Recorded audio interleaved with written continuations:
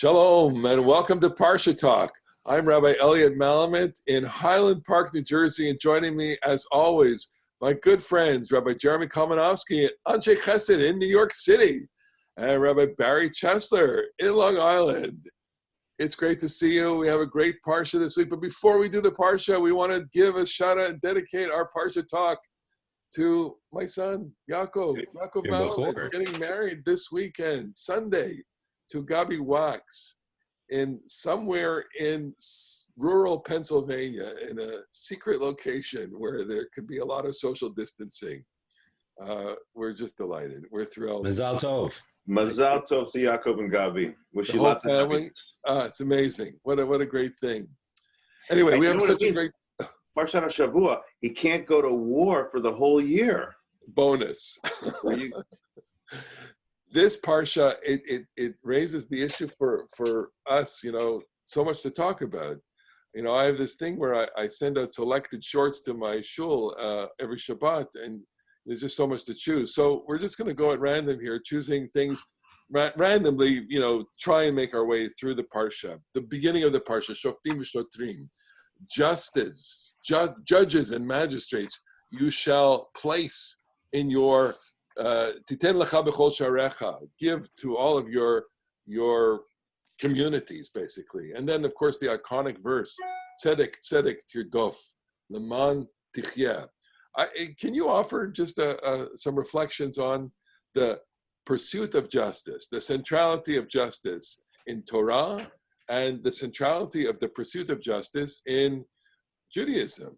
Barry, let's start with you. Okay, so I'm struck by the contemporary political message in the phrase Shoftim v'Shotrim, which is translated as officers and judges and officials.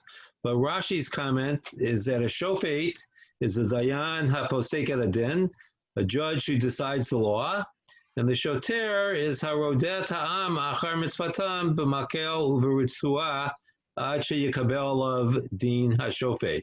Translate. The shoter is the enforcement person, the one who, in the language of Rashi at least, will beat the person so that he will accept the court's judgment. And what resonates for me in light of our modern political situation is that a judicial system, a justice system, requires a police force. You cannot do away with the police force because someone has to enforce the law. It can't just be left to judges to decide the law or the people to accept the verdicts. We need some enforcement mechanism.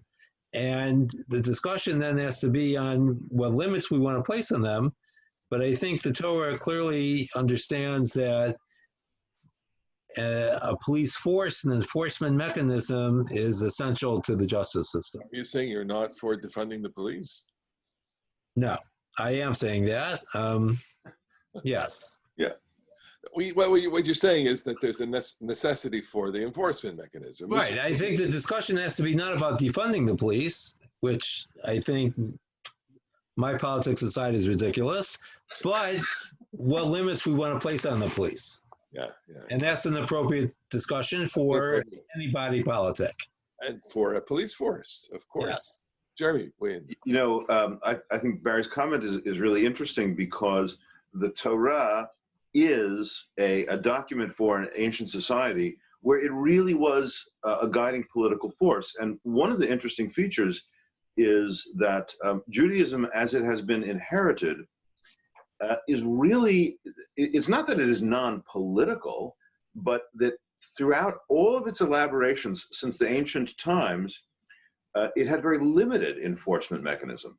So I totally think you're right as a description of the meaning of Shoftim v'Shotrim and the fact that the Torah expects this to be actually put into practice and enforced, including all kinds of elements in our Parsha about punishments and floggings and executions and fines. And it's also true that almost always throughout its time in history, Judaism as a religious practice has acquired its power because people have agreed to be part of it. In a book that came out last year, maybe the year before already, maybe it's 2 years now, but a Villanova law professor called Chaim Simon, who's grew up as a frum guy going to as he writes in the book, Ner Yisrael in Baltimore. One of the things that he says, the book is called Halacha.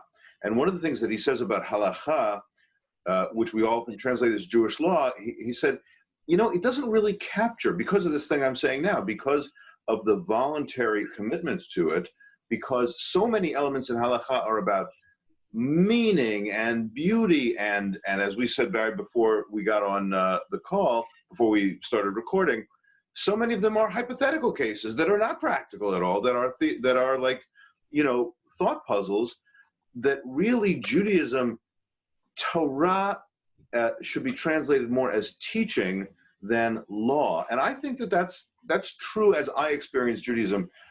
This passage is more about enforcement, but really we don't have a whole lot of enforcement in Judaism as practiced. Well, wait, look, the assumption is that they're going into the land here, and that the land requires a government. This is, I would put out the proposition that in many ways, these chapters in Shoftim and later on, Kititze, we're gonna obviously talk about them.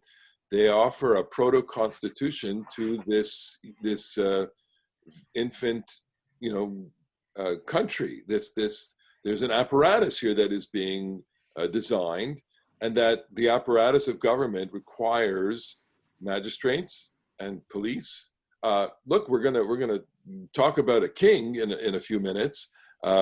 This is the way that a polity is going to be governed. We need this kind of apparatus. Otherwise, you have complete anarchy. And Barry, you want to talk about this? I would say that seeing in Deuteronomy some of the kernels of American democracy and constitutional government. What do you think? So what I would like to add is there's a suggestion in the verse, I think, that speaks to the development and civilization as well. Because when you need police officials to enforce the law is when you're at another level of civilization. In the old tribe system, you didn't have necessarily a formal police. You had someone who took care of things. But now that you have a more developed society, you need people who can take on these roles. Talk about this verse, Tzedek Tirdof, for a second. You want to share some of your interpretations? Justice, thou shalt pursue. So it's always been a curious verse, the repetition of Tzedek, of justice, which we often translate as righteousness. So it sometimes occurs to me that maybe, we use the same word to mean two different things, that maybe the Torah here is using the same word to mean two different things, that we need both justice and righteousness.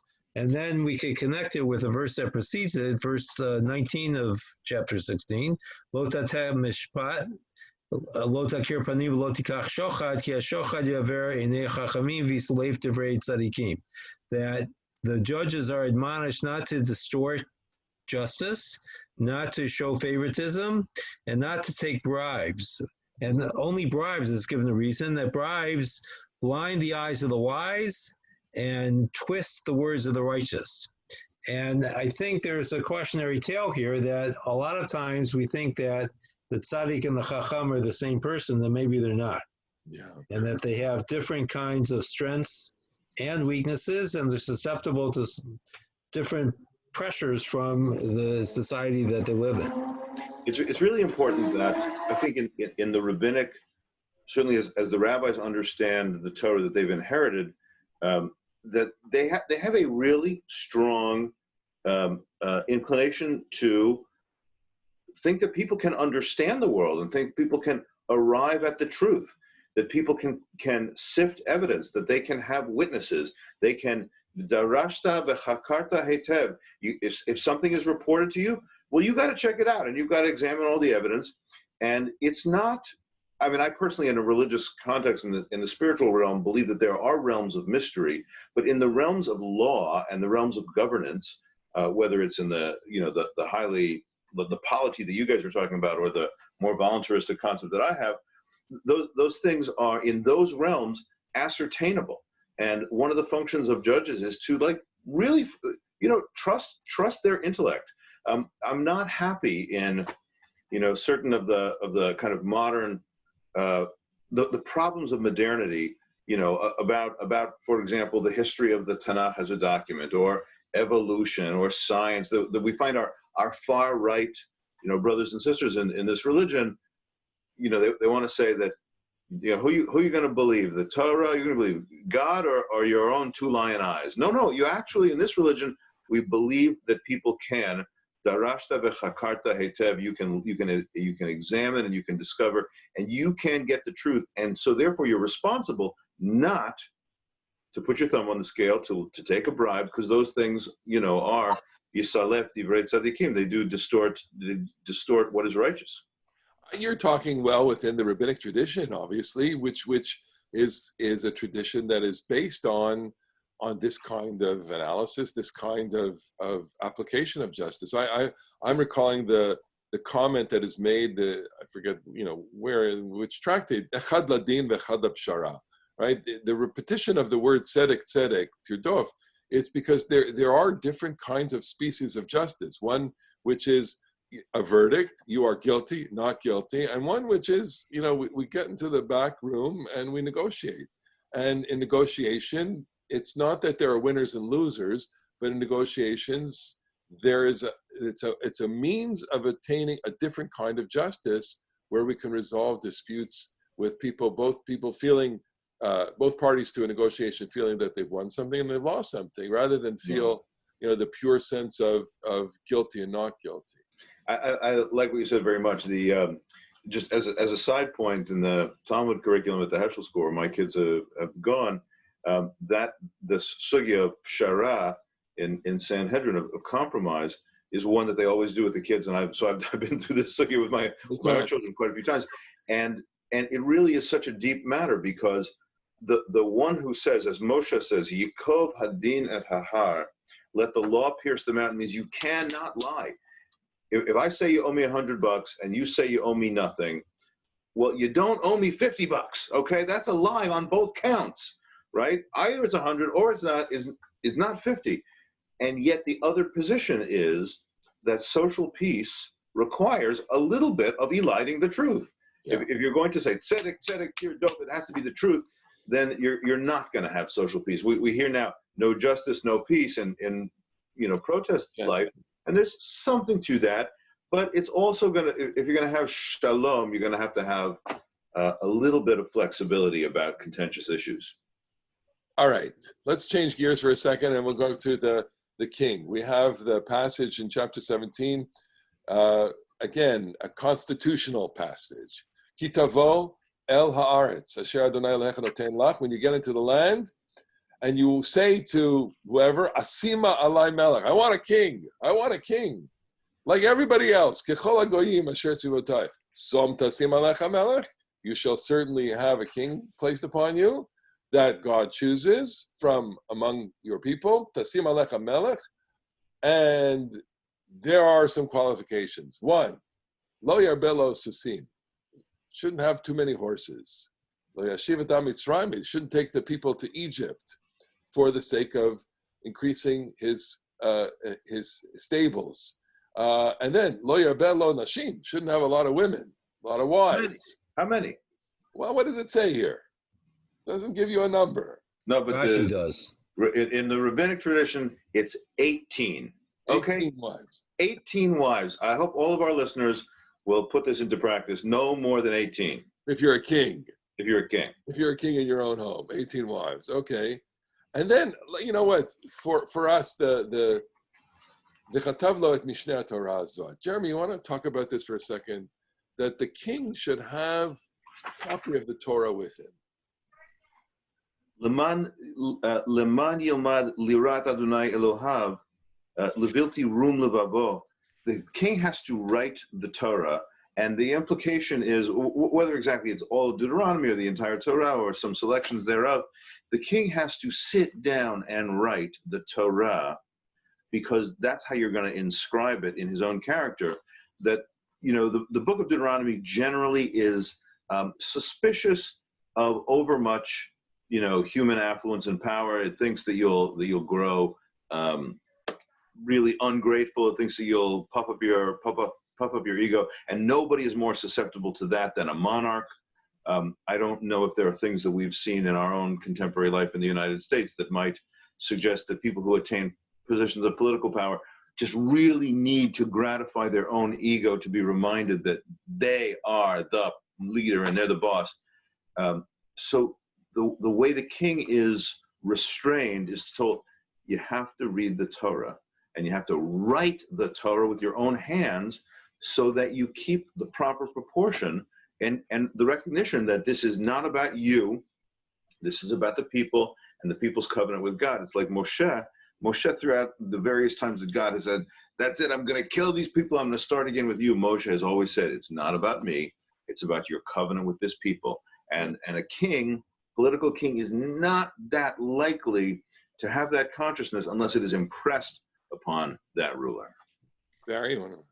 So the image here is that you should soar low tasur min mitzvah yaminu small, that you're not supposed to deviate to the right or the left, but you have to take the straight and narrow path, as it were. And the image that comes to mind is of a tightrope walker who, for obvious reasons, can't go too much one way or the other. And what seems to be connected with the previous passage about the horses and the women and the money is that these are things that distract the king. And I think that, perhaps the women piece may be misunderstood. Why should the king not have so many wives? Because these are all alliances, right? Most of these marriages are going to be political marriages, and you can have too many alliances. You could try too much to finesse everything. Life, sometimes you just have to live. You can't anticipate everything. You can't work everything out. Sometimes you just have to get up in the morning and go about your business, or I guess if you're the king, the nation's business. And it's great advice that you should walk this narrow path and that you should not deviate. So, Elliot, you always ask us the question, so I'll send one your way here. Okay. There's a famous sort of debate in Judaism about whether Som Tasim Alecha Melech is a mitzvah, appoint a king, or if you want to appoint a king, this is how you should go about it. Do you think that the Torah is looking at this kind of rulership as an important element in governance, or a concession to Am Yisrael's failure, that it would be better if we didn't have such a king? I think the history of the Bible bears out the second, which is that it's a concession.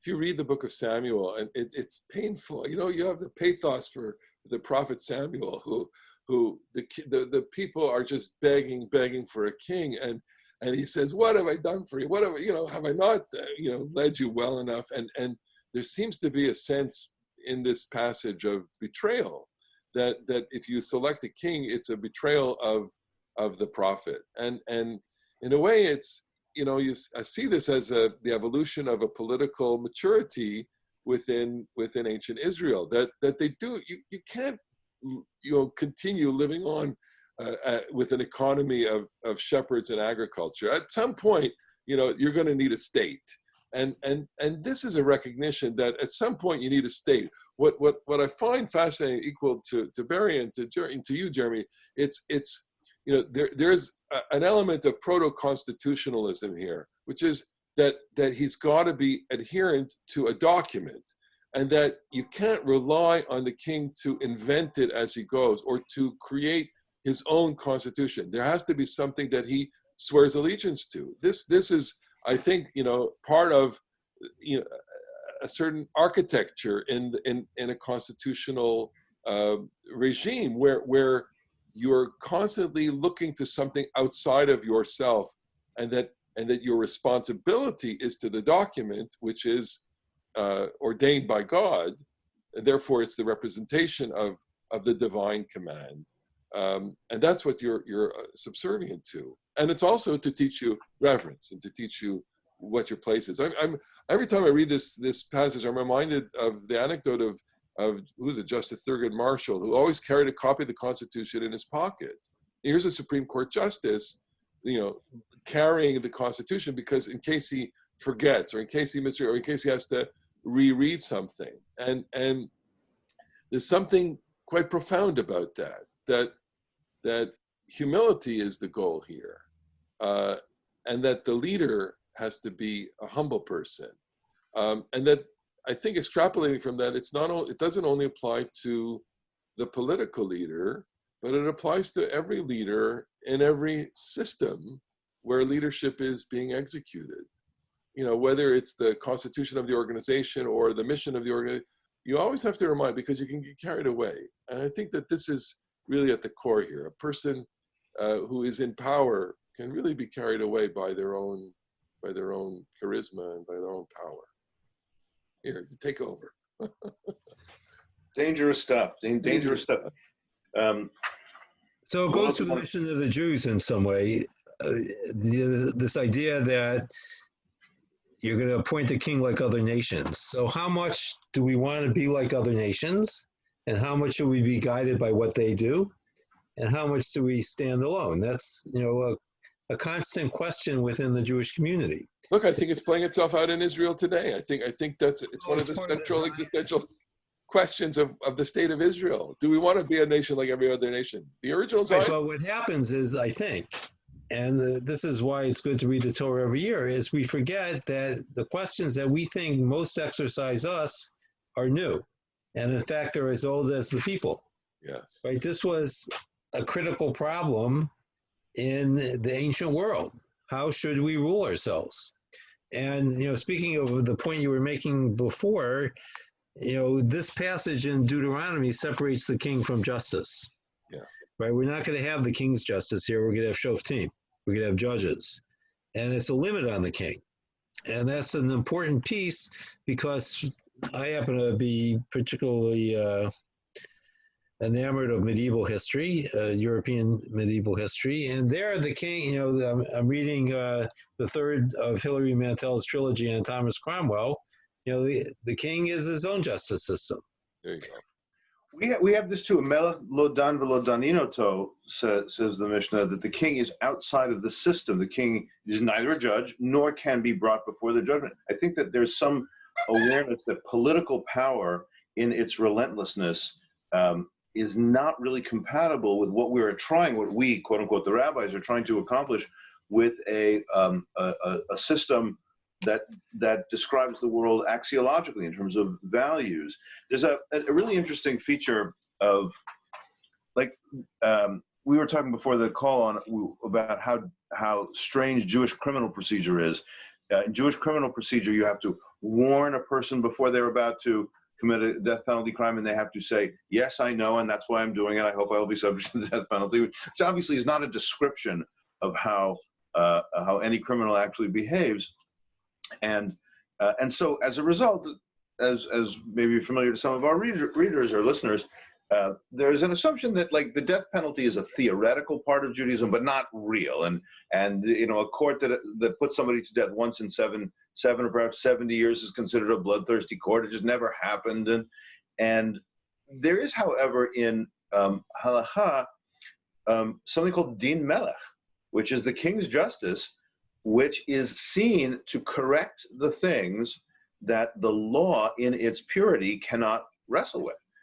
Because in the reality, the rough and tumble reality of the world, it doesn't always conform to justice as we think it should be. And sometimes I'm using this in a modern idiom, but sometimes the king has to crack heads, because if not, unscrupulous people will exploit the sort of naivete of a legal system that tries to be holy. What about the other side? What about the other side? Does the king have the ability to pardon? Of course, the king does. The king can commute a sentence. In every judicial system, there are overrides. At least non-dictatorial judicial systems. I guess I'm thinking. We can see that too is a system that has a lot of pluses and some minuses. We got some minuses as practically applied nowadays. Hey, can we? I want to make sure that our listeners know that there's a number of incredibly important passages and mitzvot in the Parasha. There's so much to talk about. We're not going to get to it. Take your shot. There's the mitzvah of, my phone's ringing. There's a mitzvah of Bal Tashchit, When Yeah. you're in a siege, you can't cut down the fruit trees. That's just wanton destruction. Chapter 20, verse 19. Ki Yeah. tatsur al ir yamim rabim. So tell it to us. Ki tatsur al el ir yamim rabim lilachem aleha. If you are setting a siege to a city for many days, lo tashchit et eitzah. Do not destroy its trees. Lindoch alav garzen. Exercising the axe on it. Ki mimeno tochel, because you eat from them. Ki ha'adam etz hasadeh. Translate. That's impossible to translate. Is either what is a tree a person? You're in a war. You're trying to kill the people. You're not trying to kill the trees. Or perhaps it's something like no. The tree is the person. The tree's life is valuable. You can't destroy them wantonly. Or perhaps you can cut down certain trees to build a siege wall or to prevent guerrilla fighters from being in them. But that needless to say, that mitzvah of not wanton destruction has been a source of inspiration to modern people who care about ecology and the environment, to realize there is so much wanton destruction in the way we live in the world. Right. It also seems to speak about a certain war ethic. It's not, the Torah doesn't come out in favor of, say, of carpet bombing. Right. And one of the things that we sometimes forget is that the way the Torah conceives war is, except for the cherem, the war that's going to bring the people to conquer the land, there's no all-out war where you become so consumed by what you're doing that you destroy everything. And the law about letting the trees be is a recognition that the trees should be able to survive the war, regardless of what may happen to you and your fellow combatants. Can we take a moment and talk about the last item in the Parsha, Egla Arufa, and this particular case of finding a dead body? So at the very tail end of the Parsha, there's what's going on my phone here? It's probably a telemarketer. The very last element in the Parsha is that a dead body is found between two towns, and neither of two towns is obviously responsible. The person is found in the open field, and so the closest town goes to the wadi and kills. They have to measure the distance. You can measure the distance to figure out whether it's closer to Highland Park or to East Brunswick, and Jersey.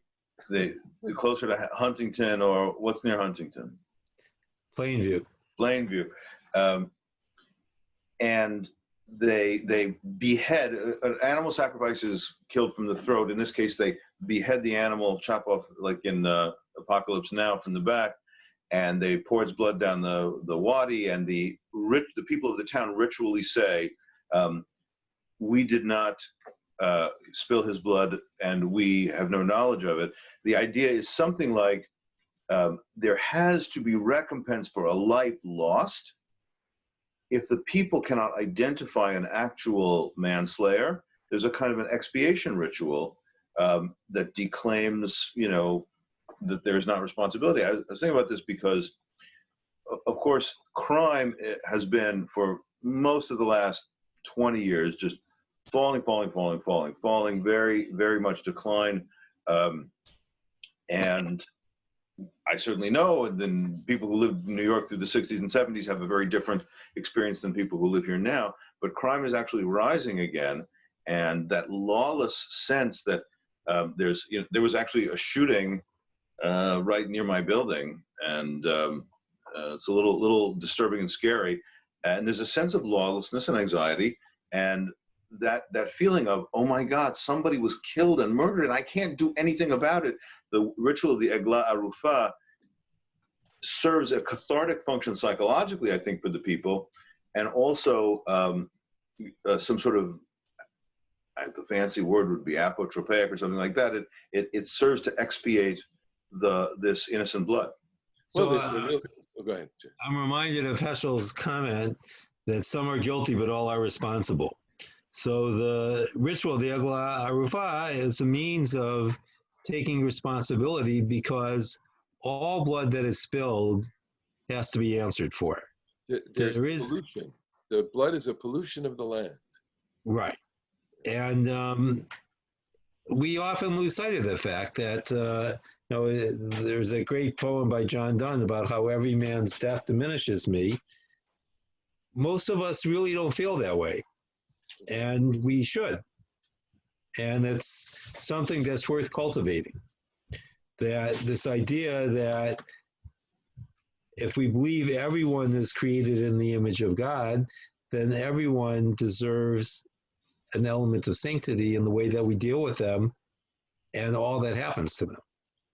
And that's even the victim of manslaughter, that there is a requirement of justice, but that justice cannot be obtained in this circumstance. And so, in the course of the Parsha, it also says, this is a mitzvah that's a little hard to grapple with, but it's very important in this theme. Is that the witness to a capital crime has to be among the executioners. Yeah. Like you're saying, Barry, about that great Heschel quote about in a free society, all are guilty. Not Some are not guilty. all guilty, but all are responsible. If you are going to say, if you're going to walk into a court and say, I saw Plony do a crime, you have to be willing to then not turn it over to the king to administer what may be violent punishment. You have to take that responsibility, and that's intense. That is intense. I'm not just telling the police, here's what happened. I'm effectively saying to the police, I'm going to partner with you in seeing that justice be done. I just want to add one thing as we conclude. Tonight is the first of the Hebrew month of Elul, there you go. and it begins our high holiday preparation. We're going to begin saying Psalm 27, which is easily in the top 5 of the 150 Psalms. And it's worth thinking about, as we talk about responsibility in the community, our own personal responsibility as we prepare for the Yamim Noraim, the high holidays. Beautiful. What a good way to put the bow on this. That Rosh Chodesh Elul, first Elul, we're going to sound the shofar with a surgical mask on the shofar if we're doing it in public, and we're going to get ready. We're now on another journey, turning point to another journey in the Jewish year, on the Jewish calendar, in this extraordinary situation. And we've brought the journey through Parashat Shoftim to its close. I'm so grateful for the opportunity to have these conversations and to share Torah with. We have like dozens of listeners now. It's amazing. There's even a Facebook group that's devoted to Parsha Talk. That is so great. We love you. We got to start selling merch. Absolutely. Parsha Talk. So great as always. Thank you. Shabbat Shalom from Shabbat Shalom. Rabbi Kalmanovsky and Rabbi Barry Chesler. I'm Elliot Malamet. Have a great Shabbat and a see you after the wedding next week. The next edition of Parsha Talk. It's Chodesh Ani L'Dodi V'Dodi Li. Amen. Amen. Amen. Be well.